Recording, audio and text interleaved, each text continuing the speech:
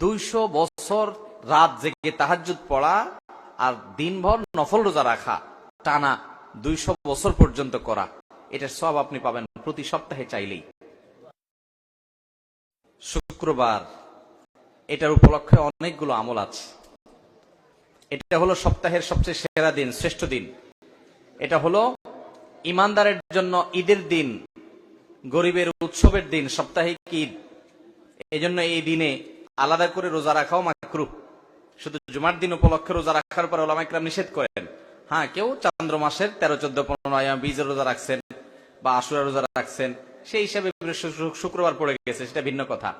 কিন্তু এটা ছাড়া এমনিতে শুক্রবার হিসাবে আলাদা করে রোজা রাখা যাবে না। জুমার দিন উপলক্ষে অনেকগুলো আমলের কথা আছে। আজকে ওয়াজ টোয়াজ হবে না, আগে ওয়াদা করতে হবে। আমি যে আমলগুলোর কথা বলবো এগুলো সারা জীবন করতে হবে।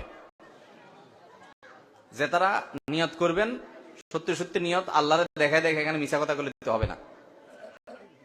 কোরআন হাদিসের কথা শুনতে আসছেন, সত্য কথা বলবেন না ইনশাআল্লাহ। যারা আমল করবেন, নিয়ত করতেছেন, আমি মাত্র 5টা আমলের কথা বলবো। যারা আমল করবেন, নিয়ত করছেন, তারা একটু হাত তোলেন। আচ্ছা, নামান। জাযাকুমুল্লাহ খাইর।